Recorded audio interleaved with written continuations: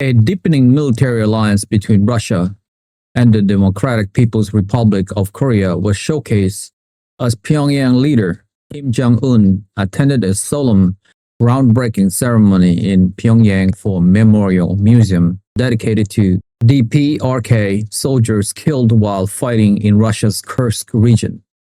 The event, attended by Russian Ambassador Aleksandr, Matsegora, and emotional family members of the deceased, marked a significant public acknowledgement of North Korea's direct involvement in the Ukraine conflict. Kim praised the combatant for their participation in what he termed sacred battles for justice, and emphatically pledged that Pyongyang will always be with Moscow, reinforcing the mutual defense pact signed by the two nations. This ceremony follows reports from earlier in the year confirming that Russia had recaptured the Kursk region with the assistance of North Korean fighters, a deployment that international observers and South Korean intelligence estimate to involve over 10,000 troops. North Korea's support has not been limited to personnel. It has become a crucial supplier of military hardware for Moscow's war efforts. Intelligence reports indicate that Pyongyang has supplied Russia with millions of artillery shells, including 122mm and 152mm rounds, alongside hundreds of long-range artillery systems such as the 170mm Hoksan self-propelled howitzers and 240mm multiple-launch rocket systems. While the quality of some of the older ammunition has been questioned, the sheer volume has been instrumental in sustaining Russia's offensive capabilities. In Washington, the public display of unity between Moscow and Pyongyang drew a sharp response.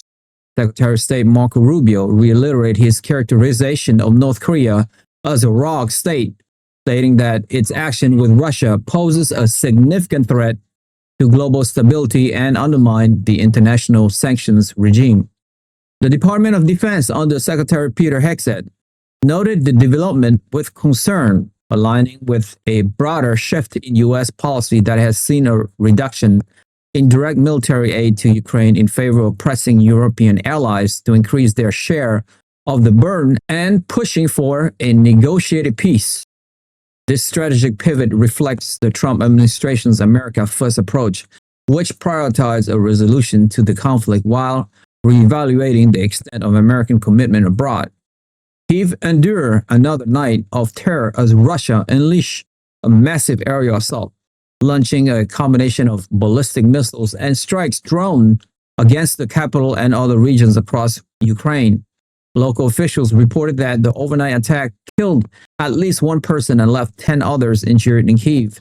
Explosions were heard across the city before dawn, shattering windows in residential buildings, damaging cars, and leaving a large crater in a courtyard. The strikes ignited major fires in the Donetsk and Dnipropetrovsk district, primarily affecting non-residential buildings and warehouses, which require a significant response from emergency crews, including firefighting helicopters. A kindergarten was also reported to have been damaged by the blast. Ukraine's Air Force reported that it successfully intercepted a majority of the incoming threats, including 4 ballistic missiles and 50 of the 62 drones launched from Russian territories. The missiles were identified as Iskander and ballistic missiles fired from Russia's Rostov and Kursk oblasts. Despite the high interception rate, direct hits were confirmed at multiple sites, underscoring the severe strains on Ukraine's air defense network.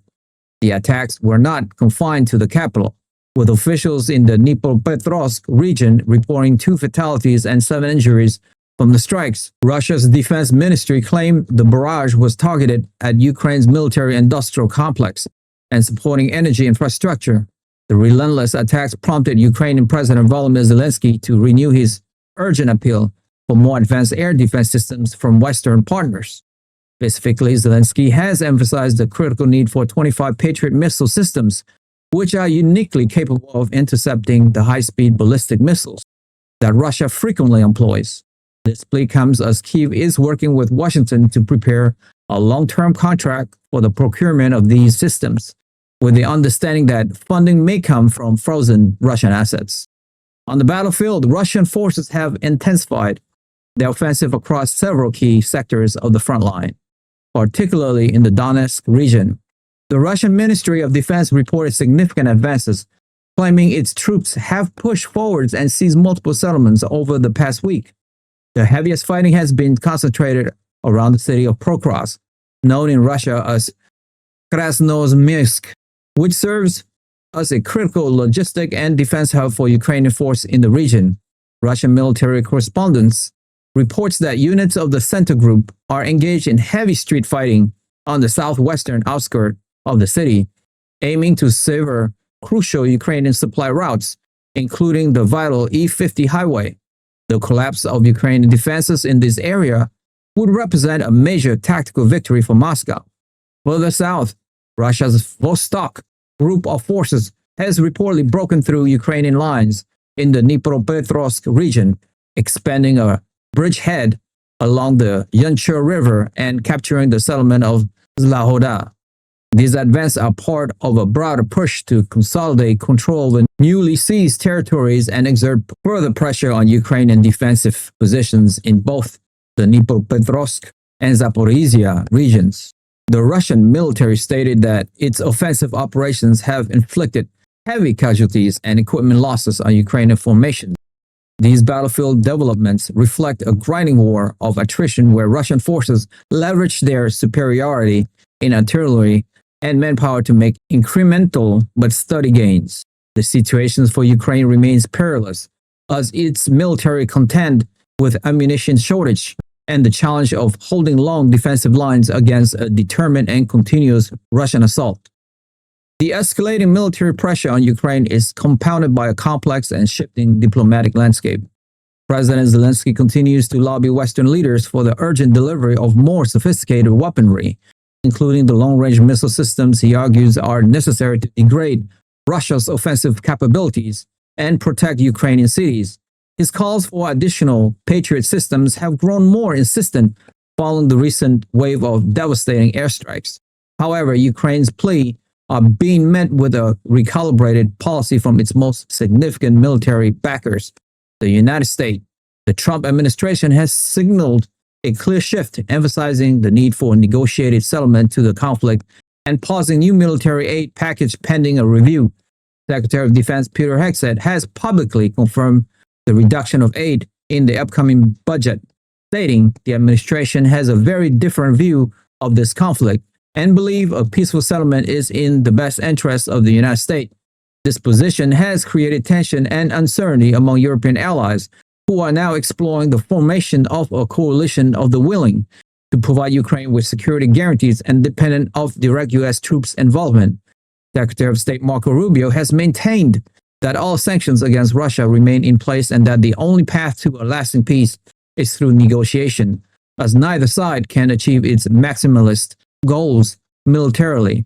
This diplomatic pivot from Washington, combined with Russia's battlefield momentum and the formalization of its military alliance with North Korea, place Ukraine in an increasingly precarious strategic position as the war nears its fourth year. If you have made it this far, congratulations. You have unlocked the truth. I want to ask you a quick question though. Do you believe the direct military alliance between North Korea and Russia, solidified by blood shared in the Kursk region, represents a temporary partnership of convenience or the foundation of a permanent new axis that will fundamentally challenge the US-led world order for decades to come? And why? Join the debate. We want to hear your insightful opinion on where this is all heading in our community. Share your thoughts in the comments below, like the video, hit the notification bell, and most importantly, subscribe. I'll see you guys in the next one.